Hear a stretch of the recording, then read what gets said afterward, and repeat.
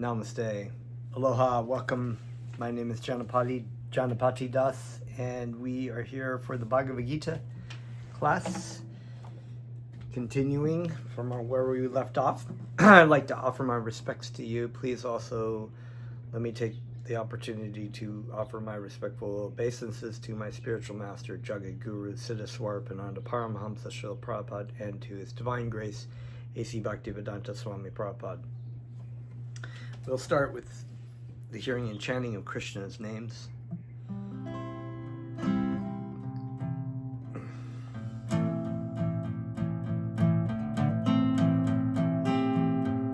Namo Siddha Swarupananda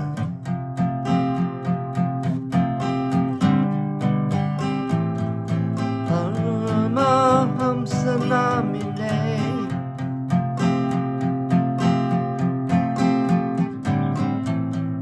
Gora Karuna Swarupaya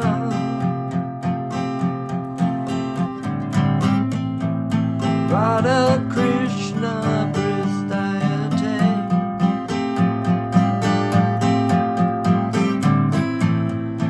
Namo Siddha Swarupananda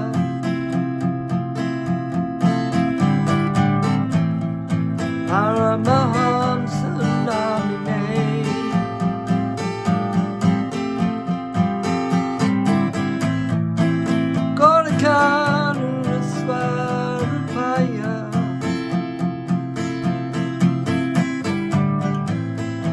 Radha Krishna Pristayate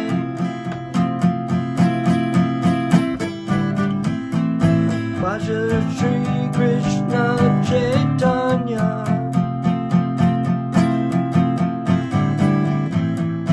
Prabhu Nityananda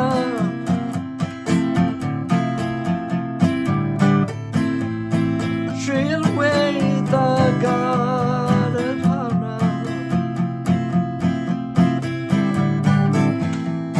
Srivasade Gaurabhakta Vrinda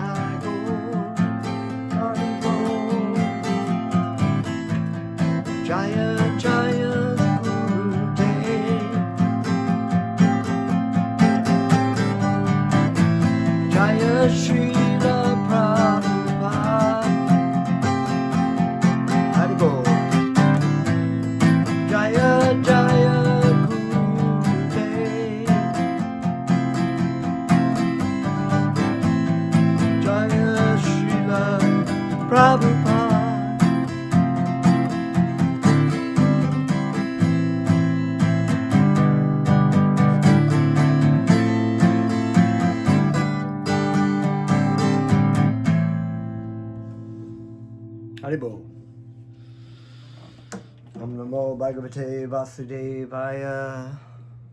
I was born in the darkness of ignorance, and my spiritual master opened my eyes. With the torch of knowledge, I offer my respectful obeisances unto him.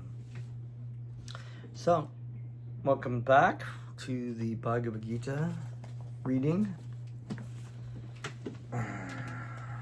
We had left off in the chapter entitled Karma Yoga. And we had left off from text 27. We were just reading about disrupting the ignorant minds from... I'll just read the previous verse. Let not the wise disrupt the minds of the ignorant who are attached to fruit of action. They should not be encouraged to refrain from work, but to engage in the work in the spirit of devotion. So, a lot of times when you're inviting people to come to take part in this process, there's so much information, there's so much rules and regulations and things that we engage in, information that we have, knowledge that we have by the grace of our spiritual master. But the spiritual master, doesn't disturb the individual by presenting too much. So, it's like my spiritual master is like in the coming into this process and coming into knowledge, spiritual knowledge, as being starving and coming into a banquet full of this just beautiful food, and you can't just like start stuffing it all in your mouth and expect that to work out okay. You have to take little bites, you have to savor it, you have to, and then the very simple but most effective process in yajna that we've been discussing is the Sankirtan yajna presented by Lord Chaitanya Mahaprabhu for the fallen souls in the age of Kali.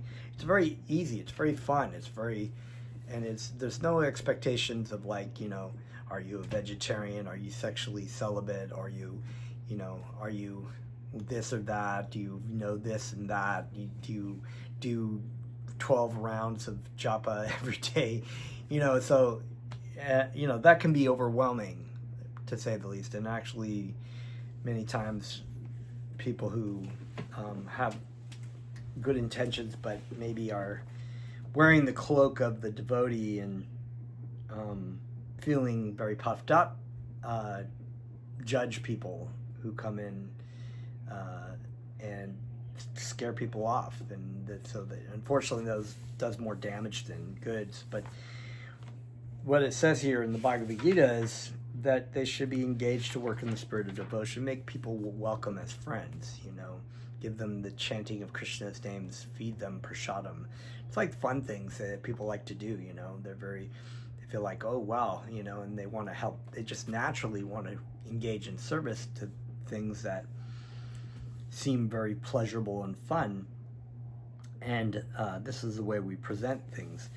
Now, depending on the sincerity of the devotee, if they engage in different acts of service, they'll become attracted and they'll learn more, and the Lord in their heart, because they'll be doing the service, and they're hearing the names of Krishna, will cleanse the heart of the devotee to be able to see what is truth and what is not truth. So that's being said.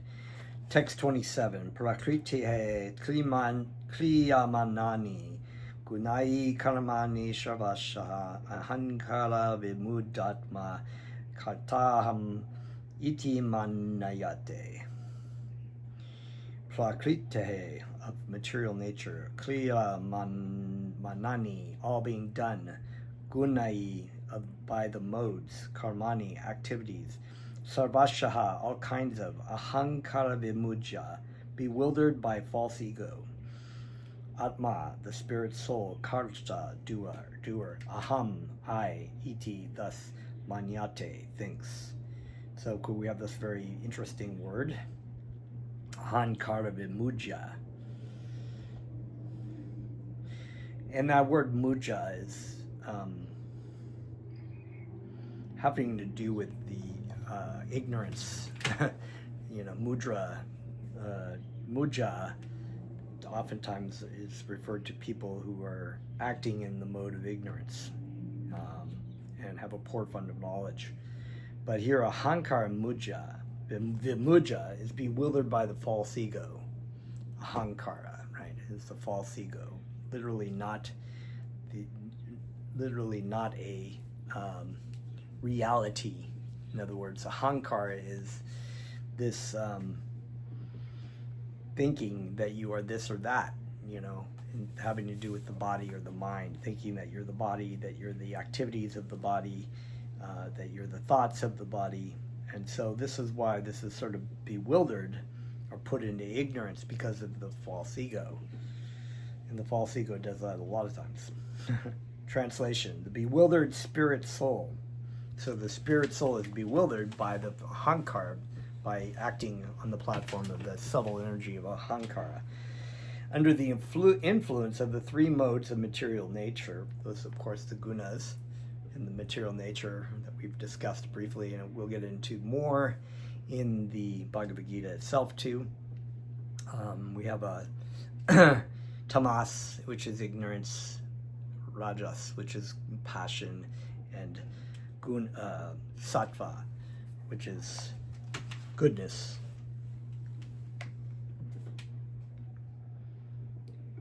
Two persons, one in... Oh, sorry, did I read that whole verse? The bewildered spirit soul, under the influence of the three modes of material nature, thinks himself to be the doer of activities, which are actually carried out by nature. So that's a very good verse, right? The spirit soul is actually bewildered within the material world by all the energies that are this phantasmagoria of creating this illusion that you are this person, this body, this mind, and the activities that you do are actually activities that you are doing of your own volition, right? When in truth, actually, all of this is being done more about your desires of what you want to do, and the rest is done by demigods. Two persons, one in Krishna consciousness and the other in material consciousness, working on the same level, may appear to be working on the same platform, but there is a wide gulf of difference in their respective positions. The person in material consciousness is convinced by false ego that he is a doer of everything. He does not know that the mechanism of the body is produced by material nature, which works under the supervision of the Supreme Lord. The materialistic person has no knowledge that ultimately he is under the control of Krishna, and indirectly under the control of Krishna, and directly the control of Maya Devi in the materialistic, in this, under the illusion that I am the controller and enjoyer. It's pretty fascinating to watch how people are so controlled by things, even more subtly by the energies in the form of social media and media. Basically, people are so controlled and are dictated to do what they want them to think and want them to do, and when they're done with it, they move on to the next thing. For example, in the political spectrum, people get so... It becomes this, you see in the media and social media things in the news that happen, and you see people responding to these things and acting accordingly to it. But within 2 weeks or a month or 6 weeks or whatever, when they're on to the next, they've worn that one out and they're on to the next, nobody seems to remember what they were doing. I mean, what happened to the people that were burning Teslas and protesting against Elon Musk? Where did they go? It's like these things, they just come in, they go out, and people don't even, they think, these are my thoughts, this is my opinion, I'm acting solo. But they don't see the powers behind, and that's a more like subtle kind of like thing, more concrete. But this is the same thing with material nature, with goodness, passion, and ignorance, how people are dictated. They think, oh, that is me doing this, sleeping. I'm just tired, and I am sleeping because I am tired. But what is it that acts upon you that makes you tired in the mode of ignorance? It's this material gunas under the control of Krishna indirectly, and of course directly by the agencies of Maya, Devi, Durga, and the person in false ego takes all credit for doing everything independently, and that is a symptom of his nescience. And this word nescience is very interesting too. We think of nescience as darkness, but science, it comes from science, C-O, different words in Latin, French, and whatnot, having to do with the truth, to understand the truth. And nescient, when you put it negates the opposite. So from this awareness, or knowledge, or truth, is non-truth, and the nescience, or ignorance. So the symptoms of this ignorance, poor fund of knowledge, is that they think that my achievements are my achievements, and not really the activities of the material nature through karmic reactions and the different gunas and whatnot. So people do not see this. So their illusion, part of their illusion, is thinking it's me doing all this kind of things. So I'm doing this. He does not know that this gross and subtle body is a creation of material nature under the order of the Supreme Personality of Godhead, and as such, his bodily and mental activities should be engaged in the service of Krishna in Krishna consciousness. So we've been reading earlier, I had uploaded another video from another scripture of Sri Ishopanishad. We're discussing just this subject matter, the differences between engaging in the activities using the material nature and the creations and the energies of Krishna back in the service of Krishna for the pleasure of Krishna, as opposed to using those things to try to achieve some kind of completeness or satisfaction or happiness in our service of ourselves as a substitute, as a fake Krishna. Pantraka, the fake Krishna. That's who we are. He does not know. Okay, so under the order of the Supreme Personality of Godhead, and as such, his bodily and mental activities should be engaged in the service of Krishna and Krishna consciousness. The ignorant man forgets that the Supreme Personality of Godhead, who is known as Hrishikesh, or the master of the senses of the material body, for due to his long misuse of the senses and sense gratification, he's factually bewildered by the false ego, which makes him forget his eternal relationship with Krishna. Pretty self-explanatory. Text 28. Tatvatit tu mahabaho guna karma vibhagayo guna guneshu tanta iti matva nashajate tatvavit, the knower of the absolute truth. Tu, but, mahabaho, O mighty armed one, guna karma, works under material influence. Vibhagayoho, differences. Gunaha, senses. Guneshu, in sense gratification. Vartante, being engaged. Iti, thus. Matva, thinking. Na, never. Sajate, becomes attached. Text 28, translation. One who is in knowledge of the absolute truth, O mighty armed one, does not engage himself in the senses and sense gratification, knowing well the differences between work in devotion and work for fruitive results. So that's a pretty amazing verses, as all verses are in the. So one who is in the knowledge of Tattvavatit, the knower. So this is the knower of the absolute truth, Tattva, right? Doesn't engage in this using the senses in the sense gratification, because they know the difference between using their senses to please Krishna's senses and using their senses to please themselves. So we have to use our senses, but we can dovetail them in the service of devotion instead of for the fruitive results of the material nature. Purport: the knower of the absolute truth is convinced of his awkward position in material association. He knows that he is part... Okay, so yeah, that's great. The knower of the absolute truth is convinced of his awkward position. I love that wording. Awkward position is in material association. It is an awkward position. Like, how the hell did we get into this position? It's like, what happened there, right? I found myself in this weird position. He knows that he is part and parcel of the Supreme Personality of Godhead, Krishna, and that his position should not be in the material creation. And actually, it's considered to receive the material body, receiving these material bodies as a great embarrassment, because we were in the spiritual world and we chose the shit. We chose the shit over the beautiful stuff. He knows that his real identity is part and parcel of the Supreme, who is eternal bliss and knowledge, Satchidananda Vigraha, right? And realizes that somehow or other he is entrapped in the material conception of life.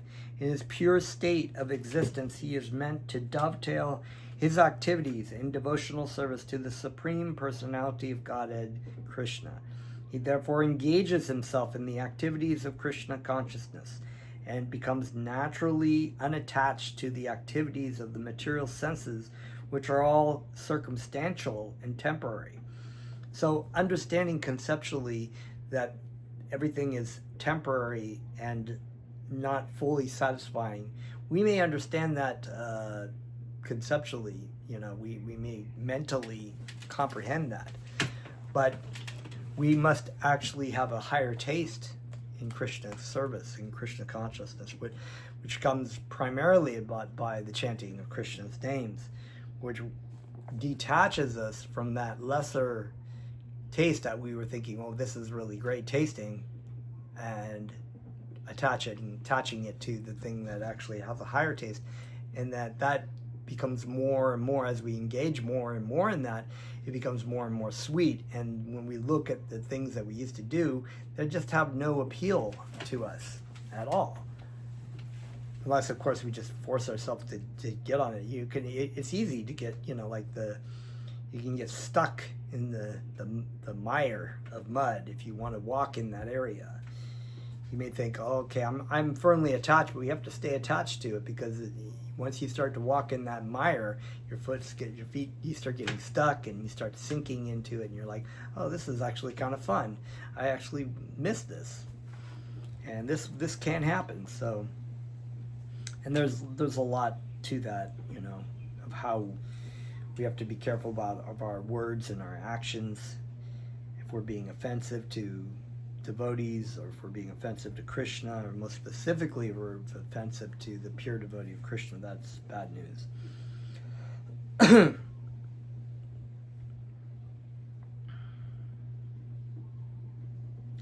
Okay, so he therefore engages himself in the activities of Krishna consciousness. Okay, I read that. He knows that his material condition of life is under the supreme control of the Lord.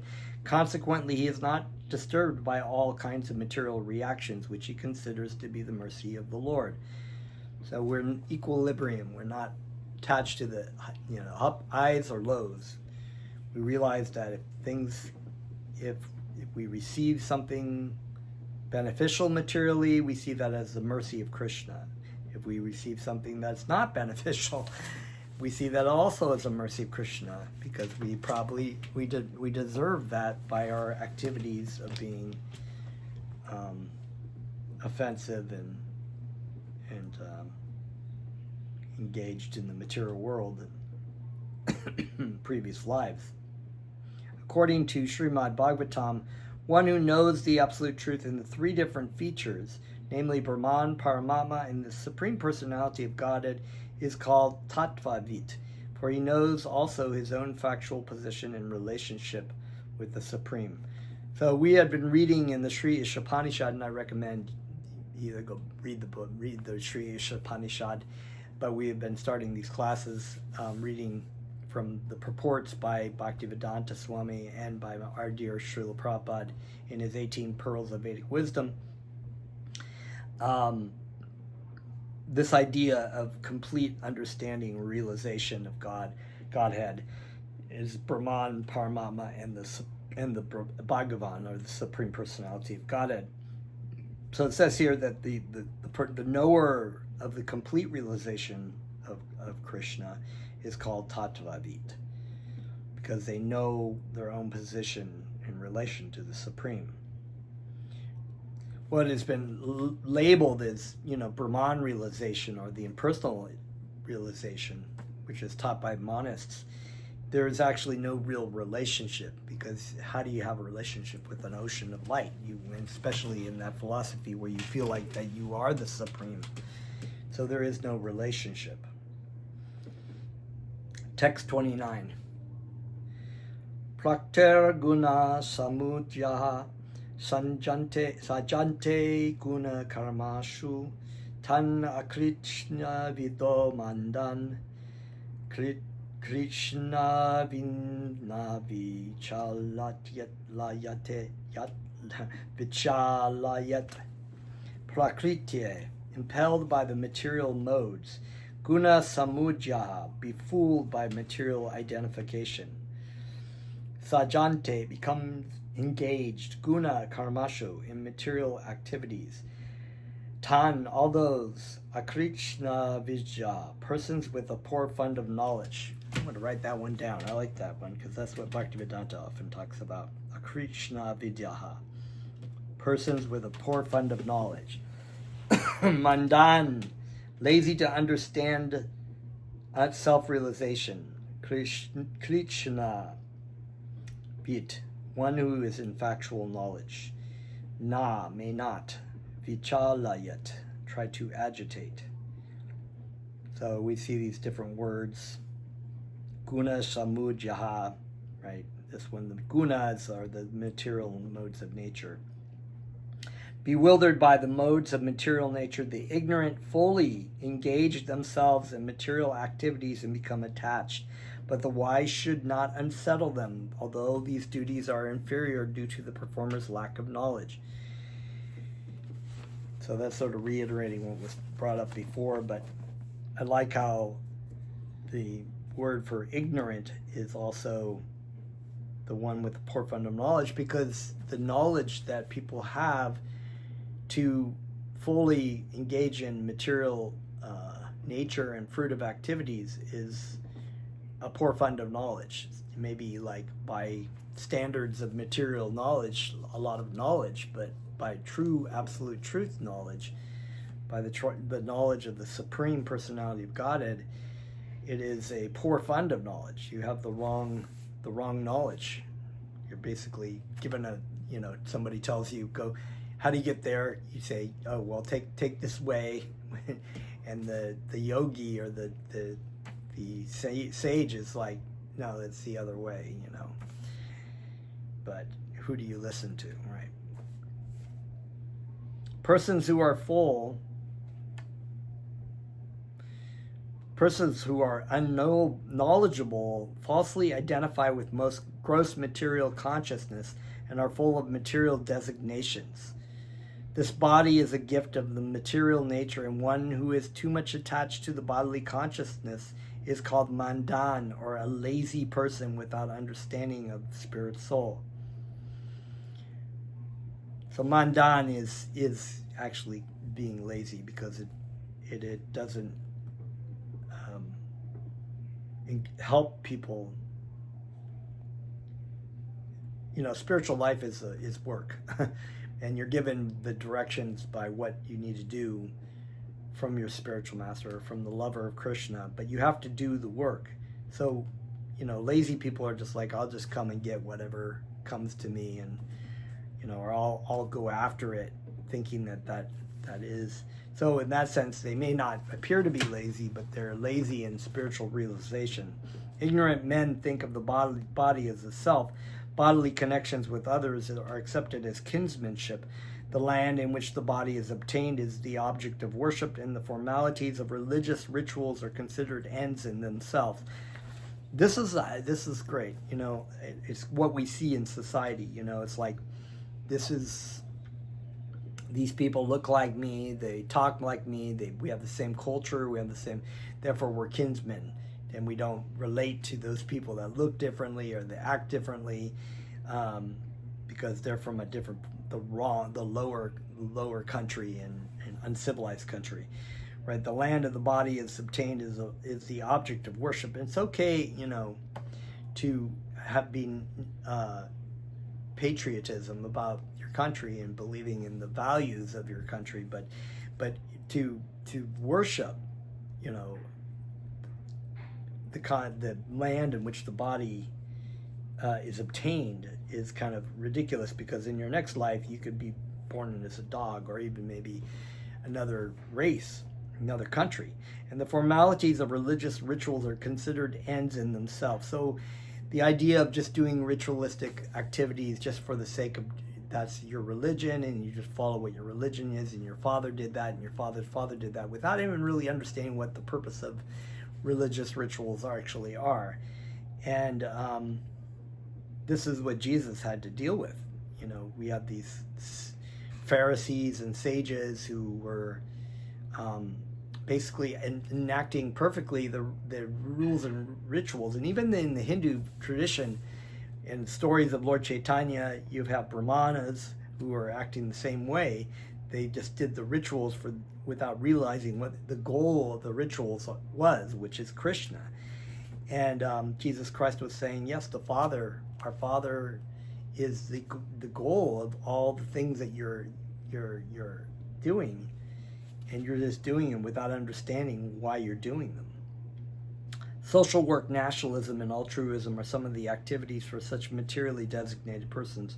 Under the spell of such designations, they are always busy in the material field. For them, spiritual realization is a myth, and so they are not interested.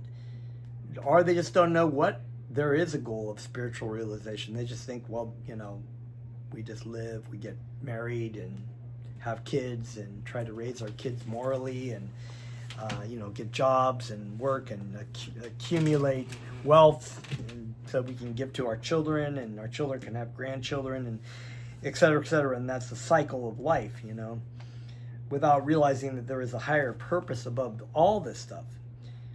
Such bewildered persons may even engage in such primary moral principles of life as nonviolence and similar materially benevolent work. Those who are, however, enlightened in spiritual life should not try to agitate such materially engrossed persons.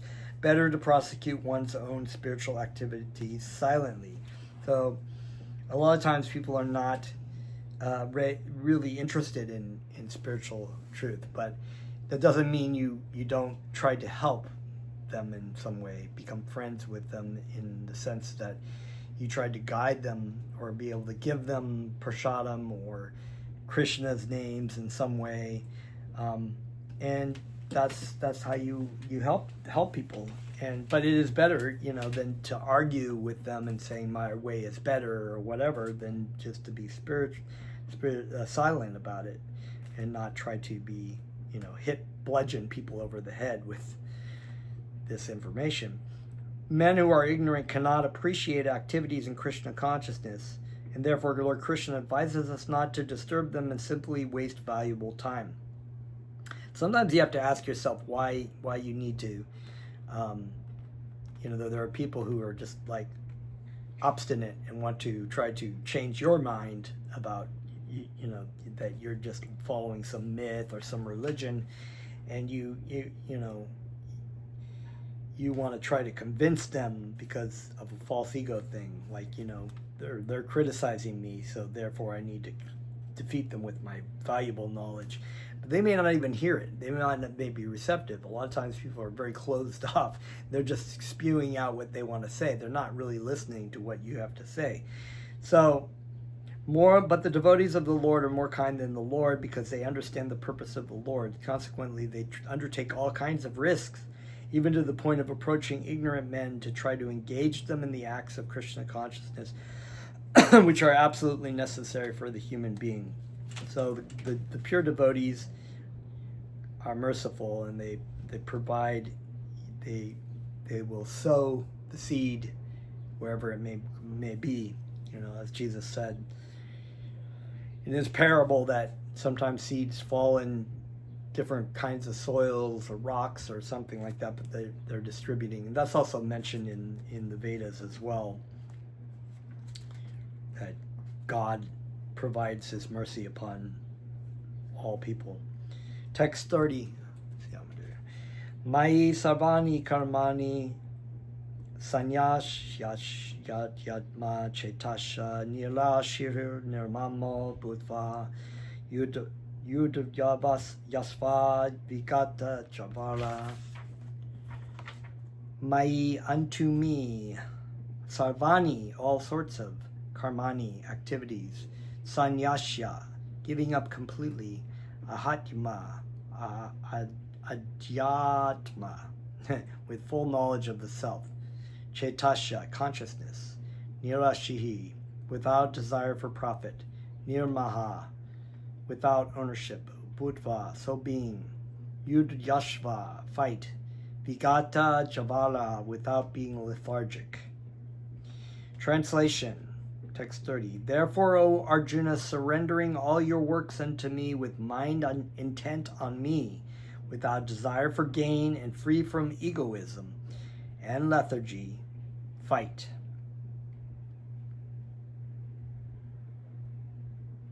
So there's some interesting words here. So we have nirmamaha, without ownership, which Bhaktivedanta defines as egoism.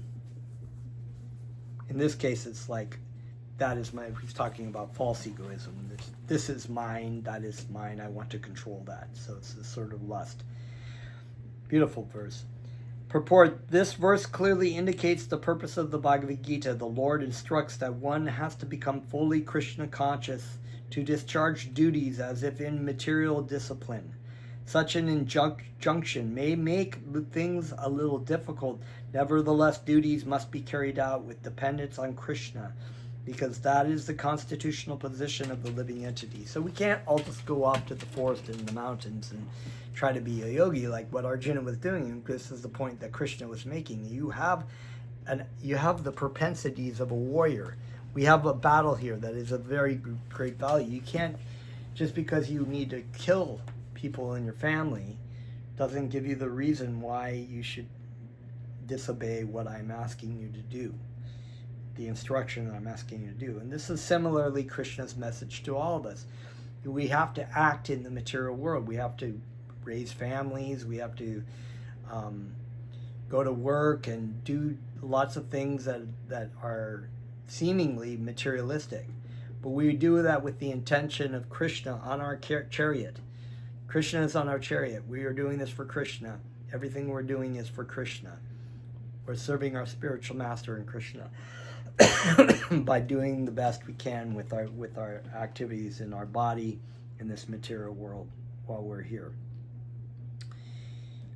One has to sacrifice everything for the goodwill of the Supreme Lord, and at the same time discharge prescribed duties without claiming proprietorship. So without, like, this is mine and that is yours. And we're going to get to this verse that we talked about, is everything animate and inanimate being owned and controlled by Krishna. We have to have that understanding that this is not ours. Just like Krishna was telling Arjuna, your ability to fight, your skills, your chariots, your armies, your knowledge of martial military activities, everything is not yours. It's actually mine. It is my energies that you have temporarily in your control, that you have the opportunity by the mercy of Krishna to engage in this loving service, which is not like, it's actually very merciful. It's very wonderful, because Krishna's saying this is the opportunity that you can come back and be in this blissful, wonderful state that you originally were, and you made a stupid decision to go off and try to act like the Lord in the material world. I'm giving you the opportunity to come back to me and love me, you know? So it's about love. It's not about a forcing. One has to sacrifice. Okay, so I read that. Arjuna did not have to consider the order of the Lord. He had only to execute his order. The Supreme Lord is the soul of all souls. Therefore, one who depends solely and wholly on the Supreme Soul without personal consideration, or in other words, one who is fully Krishna conscious, is called Adhyatma Chetasya. That was the word we had there. Adhyatma, with full knowledge of the self in Krishna consciousness. Nilashihi means one has to act on the order of the master. It says here, translated as without desire for profit, right? Considering the order of the master without what am I going to get out of it. So we do act on that in the material world. It's like even everything we do, even if it's in service, it's like, what am I going to get out of that? If I'm serving at a job, I'm thinking, what am I going to get out of that? I'm going to get a certain amount of pay, a certain amount of vacation time, things that I can enjoy in the material world. What am I going to get out of this? So even people who act in service of God that way, well, what am I going to get out of this? If I serve God, what will I get out of this? Will I go to heaven? Will I have my sins forgiven? What will I get out of it? What about me? Instead of like, what can I do for Krishna's pleasure? So the devotee is not really interested in what he will get out of the service to God. But Krishna, however, is actually the devotee just wants to love and serve Krishna. That's what that's the only thing they want to get out of it. But they will do whatever, and Krishna is obliged to give the devotee anything that they want, even if it's a materialistic thing. And so, because he's indebted, it's a love fest. It's a love competition. Who can give more?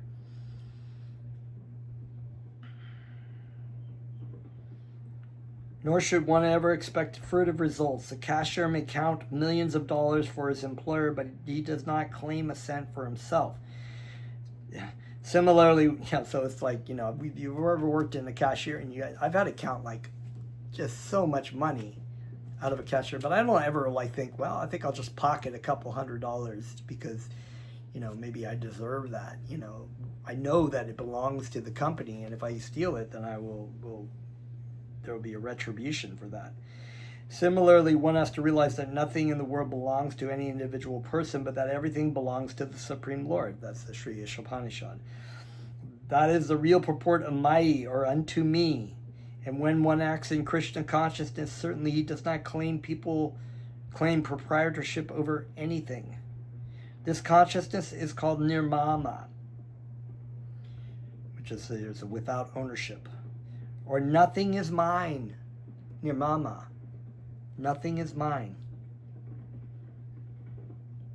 Because everything that we accumulate and we think is ours, that we strive to obtain and just hoard as like a great sweepstakes, thinking, it's like, I always use these examples because it was the 70s or 80s thing of the supermarket sweepstakes, where you would win an opportunity to go through the supermarket and just put a bunch of stuff in 5 minutes or 2 minutes or whatever, and you could walk out. But material life is like that. You try to accumulate everything, but at the end, when they promise you can walk away with it, but at the end, they take everything. They take your body, they take everything, and they cast you off back into the material world again. And so nothing is mine. I am not the ownership of anything, right? This is all Krishna's energies. And we take the advice of the Sri Ishopanishad, which says we are content with the allotment of things that we are loaned temporarily to be able to use in any way we can possible for Krishna's service. And if there is any reluctance to execute such stern order, which is without consideration of the so-called kinsmen in the bodily relationship, that reluctance should be shown off. In this way, one may become vigata javara, or without feverish mentality or lethargy. Yeah, this is like, the world just gets on you. Like, it's just like crazy. Everything is crazy, trying to strive. It's stress and lethargy from just being beaten by the material nature. Everyone, according to his quality and position, has a particular type of work to discharge. And all such duties may be discharged in Krishna consciousness, as described above. That will lead one to the path of liberation.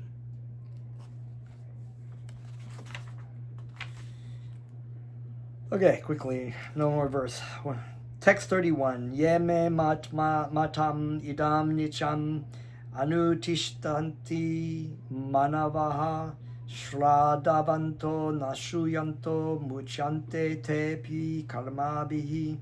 Yea, those, me, my, matam, injunctions, idam, this, nityam, eternal function, anutishtanti, execute regularly, manavaha, humankind, shradhavantaha, with faith and devotion, like that, anushuyantaha, without envy, muchante, become free, te, all of them, api, even, karma bihi, from the bondage of the law of fruit of action.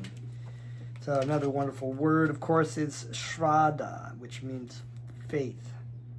Also, I was instructed that by my godbrother that it implies a drawing closer. Faith is a drawing closer, because when you're in faith of something that you see that is beneficial and helpful, it draws you closer. You have that faith in it, and the faith grows.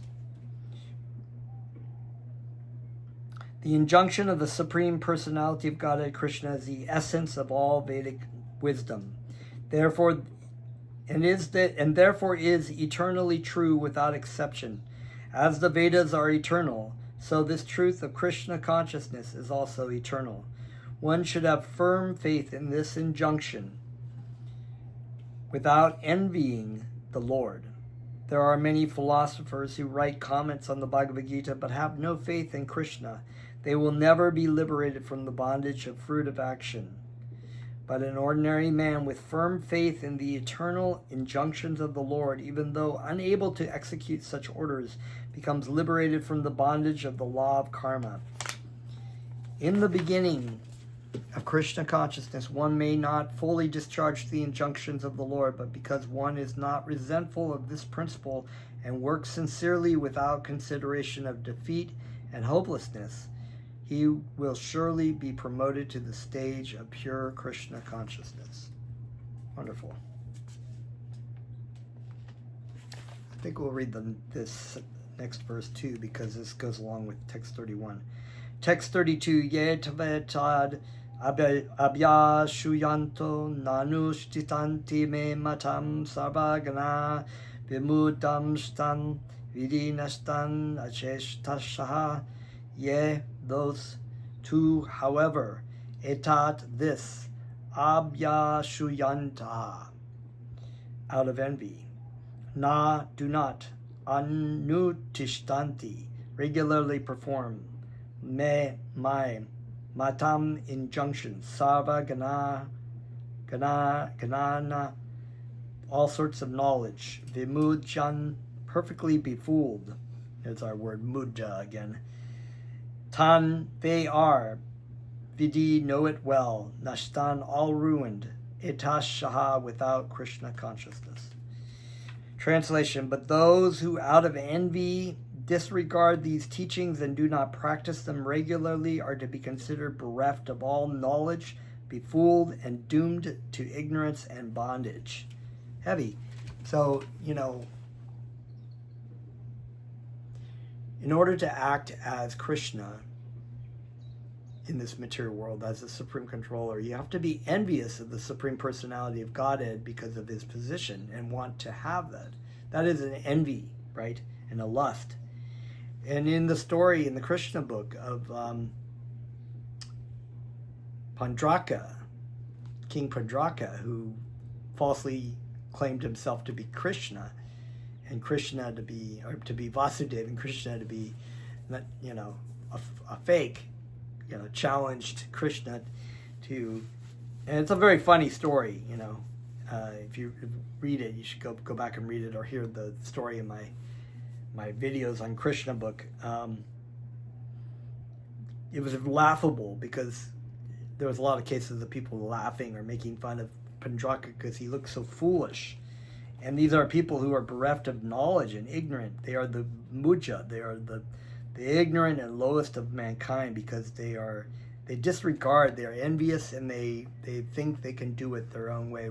And they're, you know, everything we've been reading about, just feel like they're under control of their own, you know, they're making the decisions for themselves and not under control of material nature. They are completely bewildered in this material world, lost in the caves of material desire and lust. The flaw of not being Krishna consciousness is clearly stated herein, as there is punishment for disobedience to the order of the Supreme Executive Head. So there is certainly punishment for the disobedience of the order of the Supreme Personality of Godhead. A disobedient person, however great he may be, is ignorant of his own self, of the Supreme Brahman and Paramatma and the Personality of Godhead, due to a vacant heart. Therefore, there is no hope of perfection of life for him.